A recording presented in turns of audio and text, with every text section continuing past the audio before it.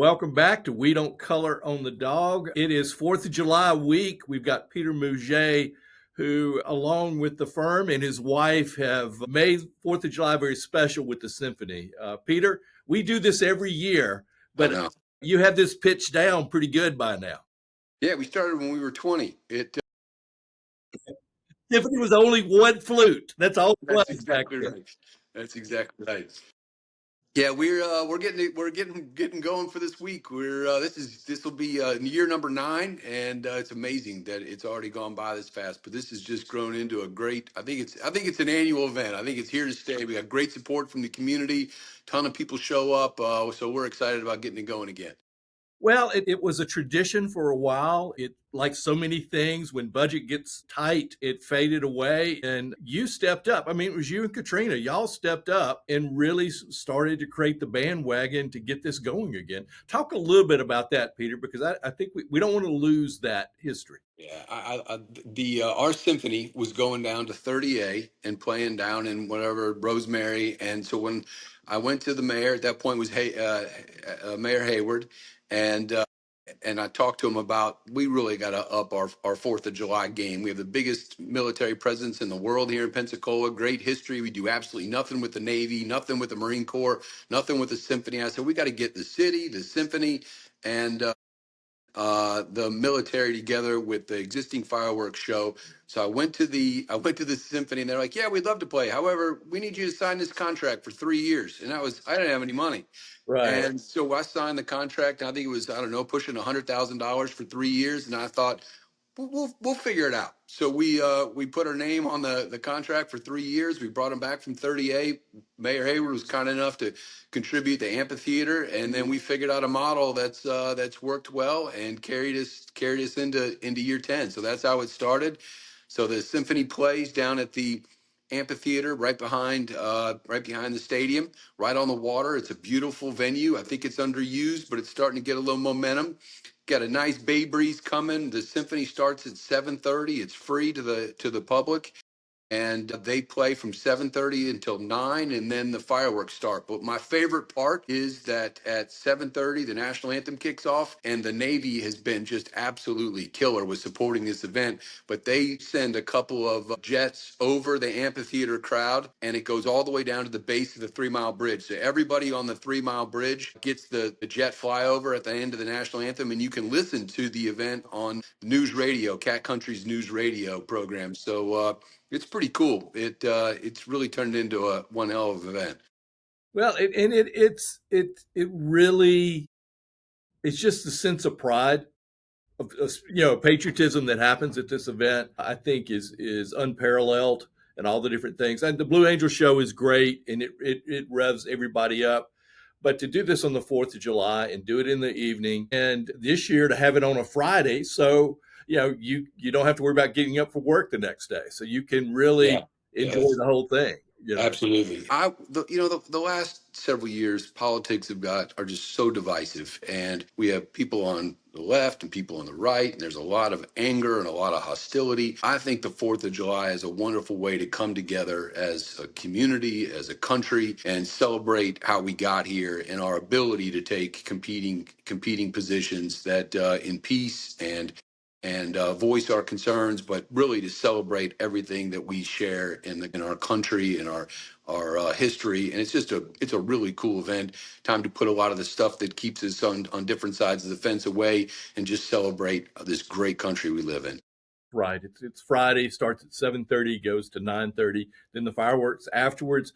Peter, you do so much more for people. If you're new to Pensacola, when you come down Palafox, when you see the plantings along the street there, that was your impetus, Peter. You helped start that. Thanks. It's a really similar model.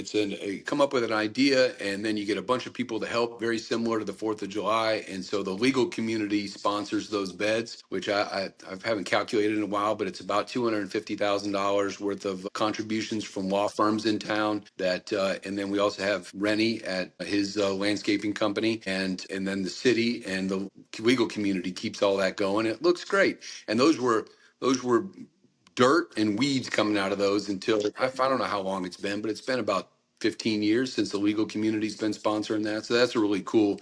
It really makes downtown pop. It's kind of like when you're painting your house and you paint the walls and you're like, I'm not going to need to paint the trim. It looks all right.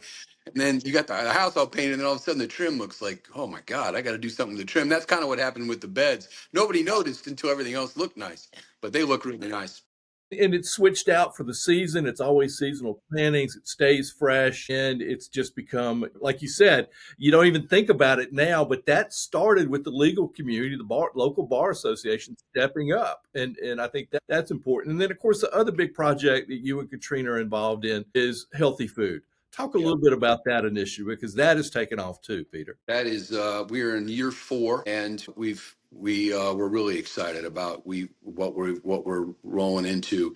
So we have 2 different pieces of that food program. Almost 80% of our kids in Escambia County qualify for free or reduced lunches, and or live in the food deserts, or don't, we just call it food insecurities. They get home from school, they don't have food to eat, or on the weekend. So we have one program is we feed about 600 kids a week at 16 schools, and a similar model where a bunch of people help contribute to make it work. But they don't just get tummy fillers. It's good, healthy, shelf-stable milk, vegetables, meat that they get in a backpack every week. That is good, healthy breakfast, yogurt, stuff like that, as opposed to Pop-Tarts and refined sugars. And so that's one part of the program. We're feeding them, like I said, about 16 schools, 600 kids, and we have a whole team of volunteers that delivers that food, and it's packages it in little packages and gets it to the kids. That's really cool. And then the other program is Food is Medicine, which is a program which is kicking off nationally through Tufts, and it's getting a box, about a 25-pound box of produce and legumes, healthy beans, whole grains, to people that are suffering from heart disease, A1C, and we have collected data that we've harvested that's already been collected and are monitoring our impact on the community. But we're feeding about 250 people a week through 4 different local health clinics: Ascension Baptist, Community Health, which is the county, and Hope and Health.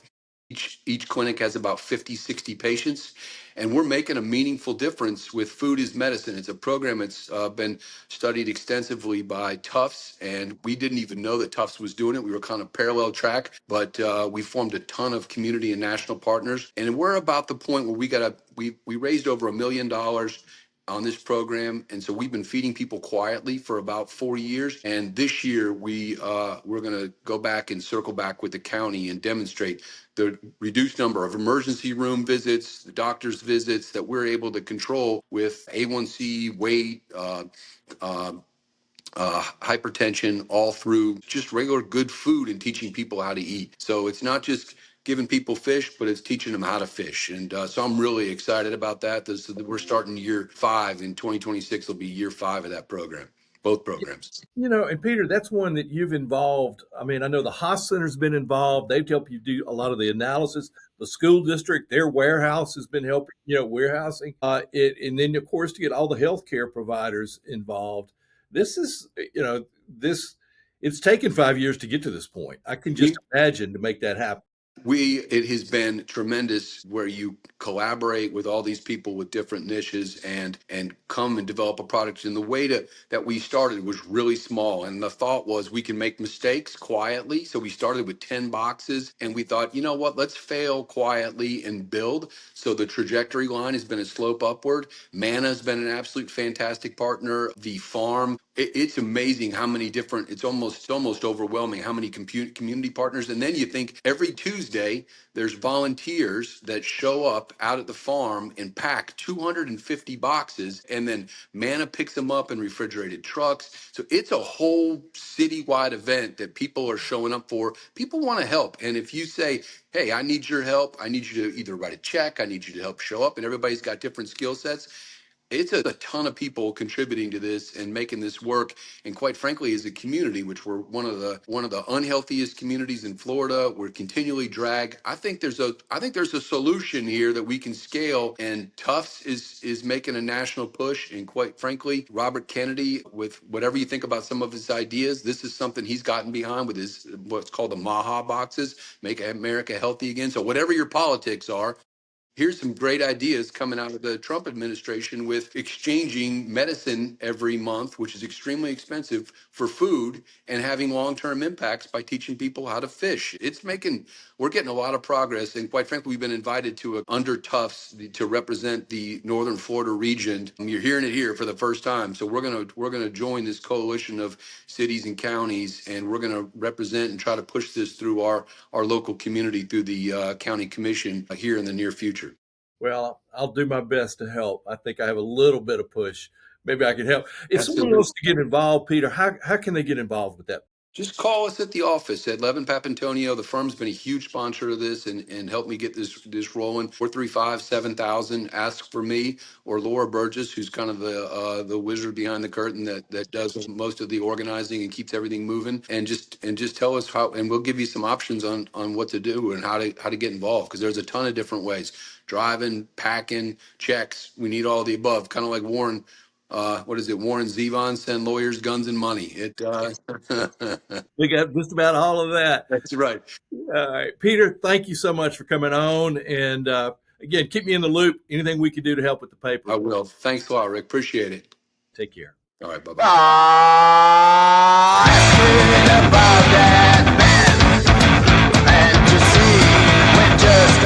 Thanks for watching, and to keep up with what's going on, be sure and subscribe. Just click on the little dog to the right and click the subscribe button. You can also like this video and click on the bell, which will notify you of new content. This really helps the channel grow. We appreciate you.